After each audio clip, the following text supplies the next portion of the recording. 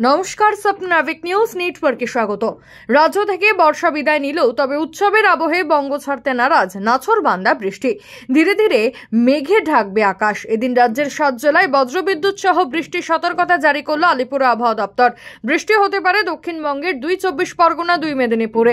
পাশাপাশি বৃষ্টির সতর্কতা রয়েছে উত্তরবঙ্গের দার্জিলিং, কালিম্পং, জলপাইগুড়ি জেলাতে। হাওয়া অফিসের পক্ষ থেকে জানানো হয়েছে, আগামী মঙ্গলবার বঙ্গোপসাগরে নতুন নিম্নচাপ তৈরি হতে পারে। বৃহস্পতিবার যা গভীর নিম্নচাপে পরিণত হতে পারে, তবে তার প্রভাব বাংলায় পড়বে কিনা তা স্পষ্টভাবে জানাননি আবহাওয়াবিদরা।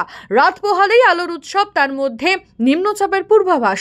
শারদ উৎসবের থেকে শিক্ষা নিয়ে সিঁদুরে মেঘ দেখছে উৎসব মুখর বাঙালি। পিয়ালি দত্ত, স্বপ্ন নাবিক নিউজ, কলকাতা। জয় হিন্দ।